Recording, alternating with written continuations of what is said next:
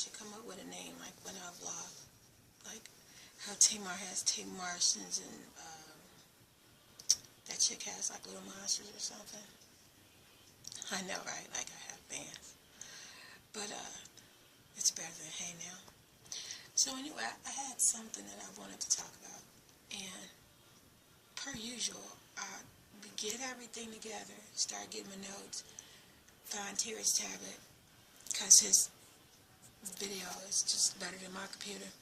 And everything in answering notes. I just can't remember what the fuck, what I was going to do. I know I wanted to do like the teeth thing, but it's nothing really new because I haven't made the appointment because they still never called me back and came up with this great, wonderful plan that they were supposed to have. So I didn't do that. And so I haven't gone back to the doctor for the same reason. She said my blood pressure and everything was so high, they just didn't want me to come for no reason. They'd work on it, get back to me, and nobody said anything. So what I think is that this new lady feels the same way as every other doctor. When she said, well, you don't have the bicuspid aortic disease or whatever it was, all of this is from pain. I think at that point she just felt the same like she said before. It's nothing I could do for you but give you different medications. Then when I called back to tell her, because she gave me like oxycodone or something, which I told her before it didn't work, tried it anyway, called back to tell them it didn't work, if they could just write something new, and then Anthony goes and pick it up. And then she even suggested, well, I just go to a pain clinic. And we know the pain clinic, all they do is push drugs. They give you so many drugs. Then, you know, a year or two later, tell you you're on too many drugs because they had to increase the dosage to continue to get the same relief. And then say, well, they can't prescribe that, and now you're just a junkie left on your own. At least that's how I feel about it. Sure do. Talk to enough people for the last 18 years. That's just how I feel. So I think what I'm going to do is try some different doctors since the weather's getting better. Anthony has some vacation days coming now since his cancer has been good for a year. So he should be able to take me. And then with my colon, we're just going to try our best to find a doctor. Not close as we can. It's only 2 here in my town, but in Chicago. So that's 45 minutes to, well, an hour out for the hospital. And I just have to do it, which brings me to. So the other day, because I just wanted to see how I could sit, like I'm kind of sitting like right now, which people don't even get free. Even to type on my laptop, if I'm in the bed, I still have to lean one way or another to type, right? And that hurts. If I sit up, it hurts a lot. If I walk, it just feels like my inside's coming out. I don't personally think this is all this. If it's only one for the colon that they left in disease, I hurt my entire midsection. I think it's like something else. I mean, and I'm getting older. Everybody has like some kind of uterine problem or something, like, you know, maybe it is that too, but maybe it's something else. So I don't know. I'm going to see a gynae too. I'm going to see rheumatology because, see this bone, how much its way sticking out, and then now I have another cyst on that knuckle. And I never got them in my right hand before. They were just always in my left hand. And even like in my arms and stuff, they'll hurt. And I have knots in, I don't know, it's just getting really weird. So I want to see somebody for that. And also when we were going out, we go out and I was like, I could do this, I could do this. I figured I would go with him just to ride to get some curtains for our screen, what do you call it, the sliding door, because this is a rental house that we're in now. It's real cheap. It's really sucky. When we moved in, he said, because we had our own house, he would let us do anything we wanted. So we moved in, got ready to fix the deck, fix the front windows, put a window in the dining room and stuff like that, and then he said no. And he hasn't done anything. We have holes in the floor. It's literally holes. The only reason it's not gone straight through up here in the second floor is because of the carpet. And he won't fix it. And anyway, that's a whole nother fight.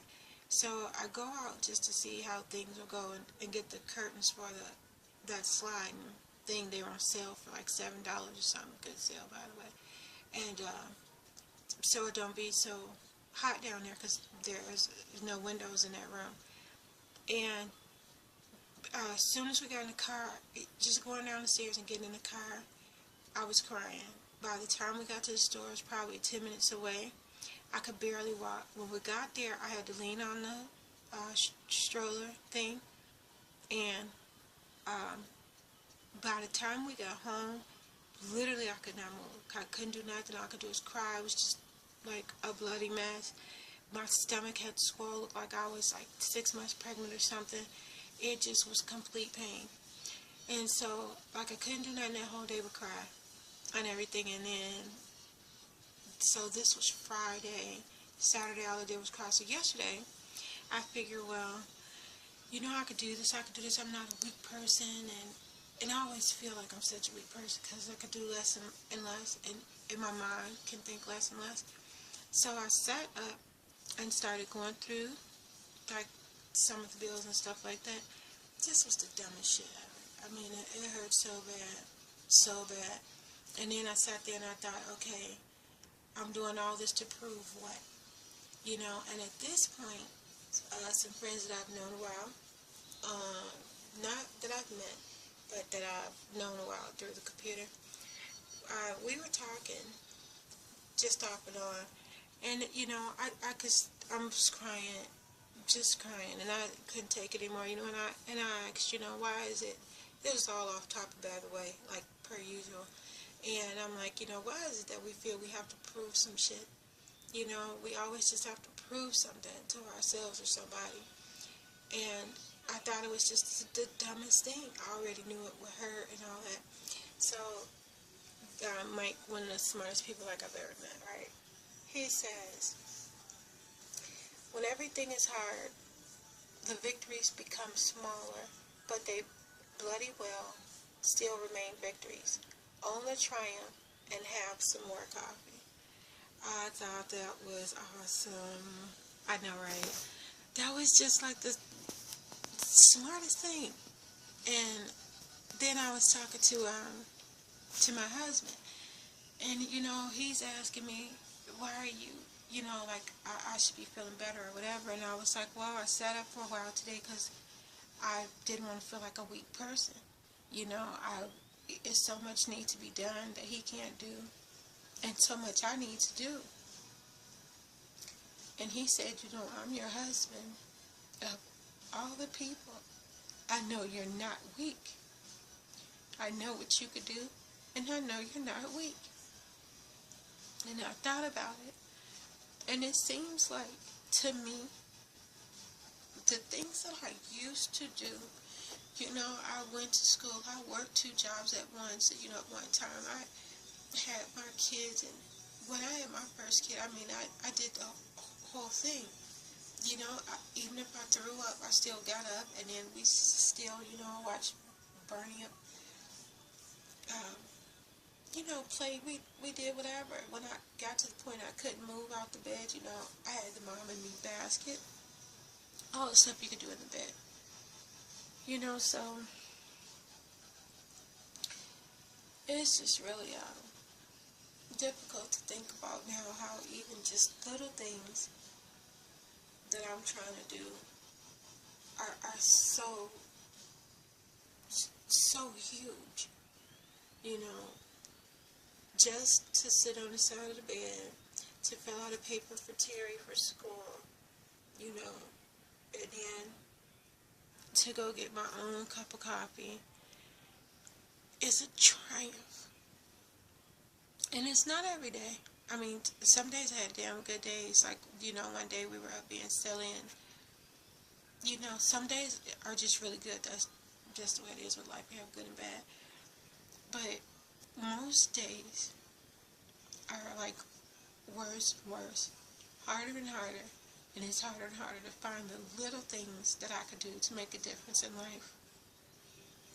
And that's when I realized people have to feel they make a difference in life.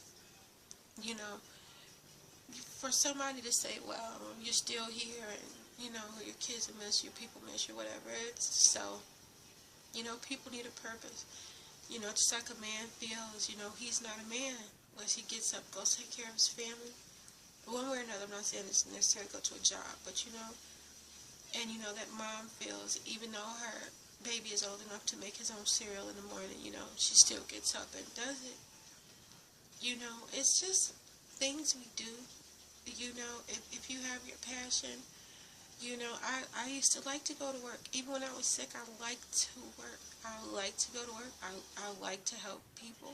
I liked when my manager said, oh, you know, that took a great relief off the team. You know, everybody needs to feel part of something that they're contributing. And when you're not, I think that's where the problem starts. You start to lose hope, and you start to be like, you know, why? And you can't have hope if you're not constantly seeing anything you could do.